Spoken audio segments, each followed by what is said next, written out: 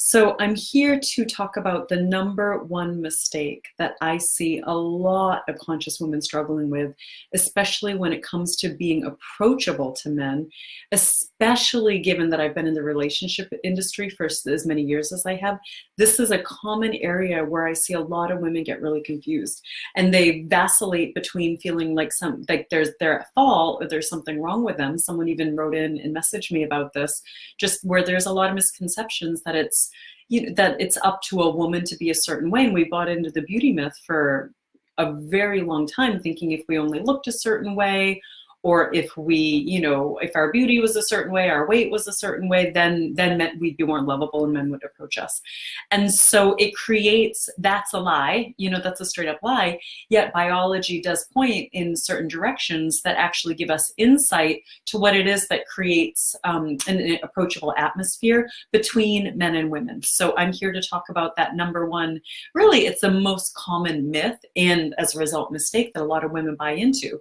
And what this live stream is, it's also a sneak peek into a dating and relating workshop that I'll be doing. I'm hosting here in Malibu on next week, Sunday, so Sunday, December 8th, which is how to be feminine and get asked out by quality men regularly. There's a real shift here because our whole model for relationship and connection is radically, radically shifting.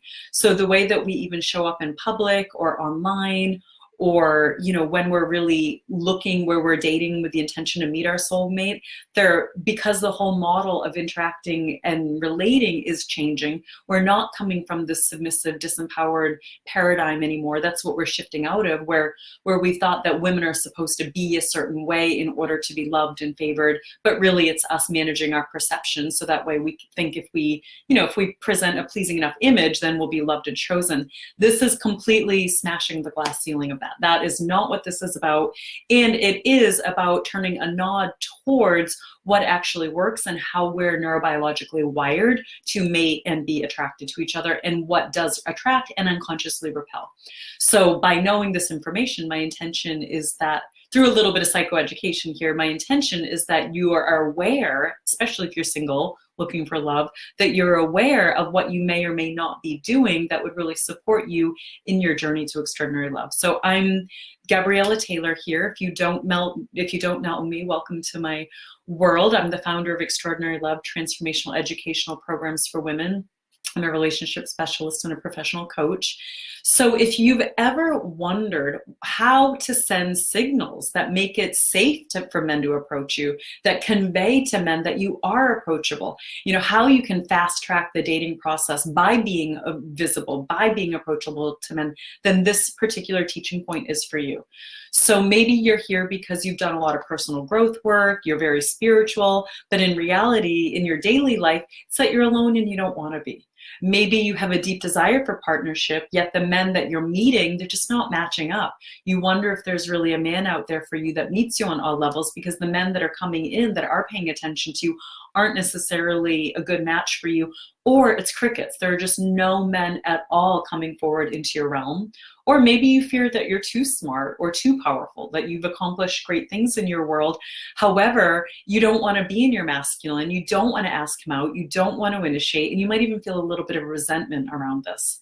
Or maybe there's a part of you that's confused as to what to expect. Be it maybe you're in midlife, maybe you're coming out of a very long marriage, maybe you've been single for decades, and you find yourself feeling invisible, and you think that the dating pool is only getting smaller. So maybe you just keep waiting and not really doing anything, and just feeling frustrated and overwhelmed by the whole thing. And then maybe you distract yourself and keep keep yourself busy, focused on other things.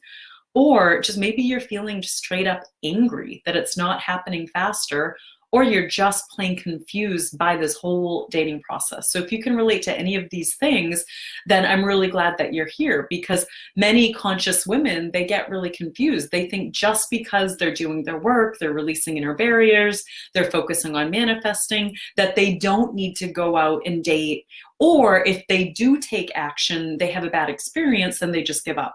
And so what my goal is, what my intention for being here today and for the conscious dating workshop that I'll be teaching next weekend is just to really dispel some of these myths that we carry that keep us disempowered and unhappy. Because really the truth is if you're not being approached by men at all, or if you're not being approached by men that you feel a resonance with, it's a reflective of how you're not sending out signals that indicate that you're open. And there's a lot of reasons for this. And what we'll be doing in the workshop is digging into some of these reasons. But for the purpose of this little nugget for today, I'm here to shine the light on one of these primary reasons, so that way you can go out into your next dating adventure, into Erewhon, into Whole Foods, into Starbucks, into your workplace, wherever you go, feeling a lot more empowered as to how you can actually give out signals that do convey to men unconsciously that you are approachable, that you are safe, that you won't bite his head off, and that you're open for love. So I know for me, I used to make a lot of mistakes around this. Like when I was single and attracted to a man, I'd behave in all of these ways where I genuinely thought that I was giving him a signal that I was open and available and being, I was open to being asked out. But in reality, what I'd be doing is I'd be totally ignoring him. I'd be playing coy. I'd be avoiding eye contact. I'd be lingering around his space, yet I wouldn't talk to him at all. I might be laughing a little louder, or even, flirting with his friends if he had friends with him, all with the hopes that I would somehow get his attention and that he would get a clue and ask me out. But this approach never worked. And, hearing it, you can probably see why, or maybe you see yourself in this, like that you think that you're giving cues, you think that you're giving signals that you're approachable, but to a man, it may not be computing. And I don't know how it is for you, but for me at those times, I would then just spin out. I'd feel hopeless. I'd start judging him. Start judging him for not taking the lead, or I'd be judging myself, thinking that there must be something wrong with me, that I must be too fat or too unattractive or too much of this or not enough of that. So if you can relate to any of this at all, what I didn't know at that time is that there are very specific signals that men unconsciously look for that tell them that it's safe to approach a woman.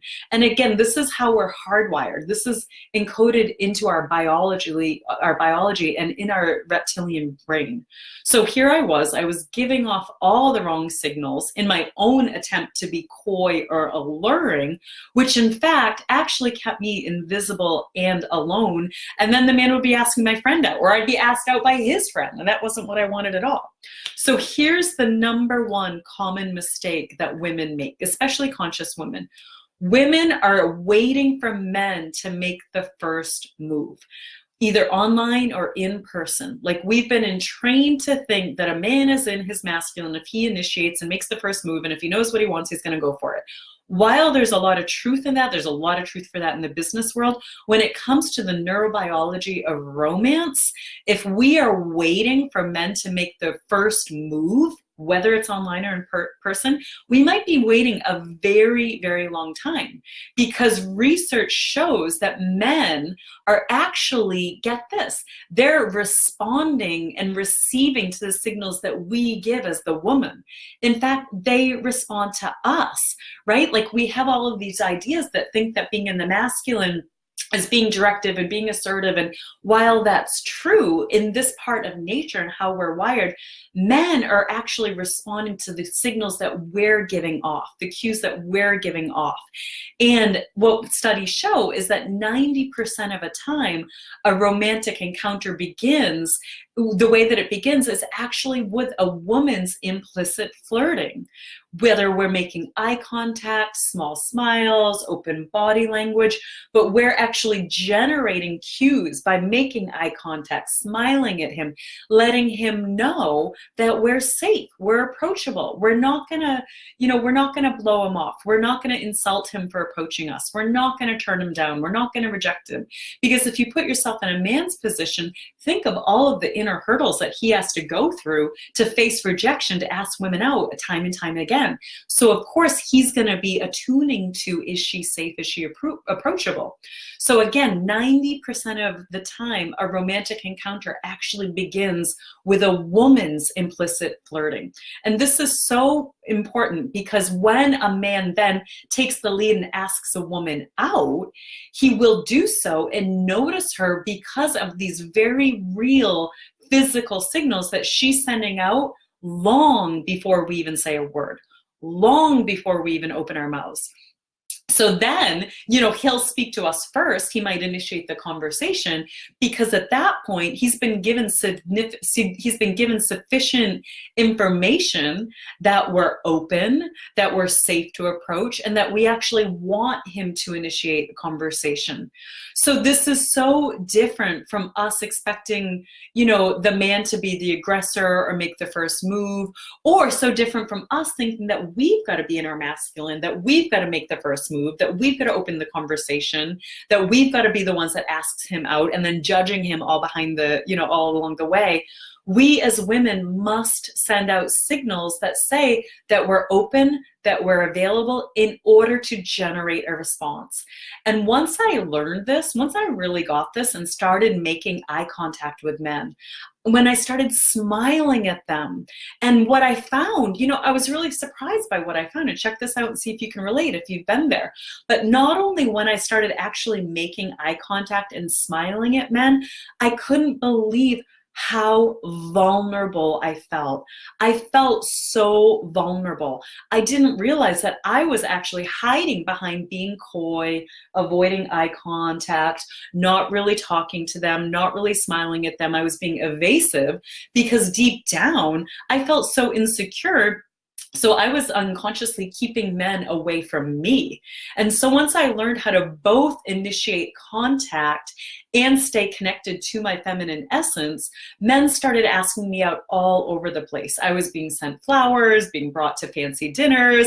I often had 7 or 8 suitors at a time. And this was such a powerful turning point for me. And I know it can be for you. So if you relate to this and you really long to feel confident in your own skin, and you want to know how to also clear out the anxious, awkward, insecure energy that comes up, in you when maybe men do start approaching you, because in a way we feel safer. It's like, oh, phew, I got out of that one. Like, I might be mad that he didn't ask me out, but there's a part of us that might actually feel more comfortable not being asked out because it's confronting of our own insecurities sometimes. So if you're wanting to go to the next level with this, if you're wanting to not only learn what you can do to neurobiologically communicate to men that you're open and available, and to men that you want to draw in, and also how to feel more comfortable and confident in your own skin, then I sincerely invite you to join me in my beautiful living room here in Malibu, California, next Sunday, December 8th. It's from 2 to 5 p.m. It's a beautiful group of women that's gathering. This conscious dating workshop is all about how to be feminine and get asked out by quality men regularly.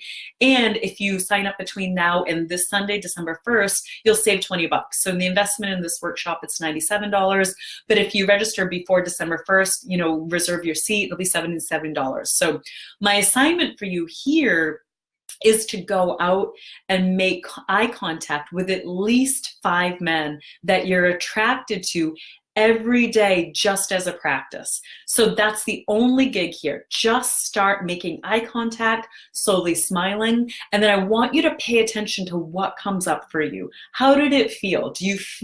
Does it feel vulnerable? If you were like me, I actually felt really exposed. I felt really vulnerable and had to work through that. So I'd love to hear how it goes for you. And I sincerely hope that I see you Sunday, December 8th at this conscious dating workshop. It's going to be a really beautiful and enlightening day.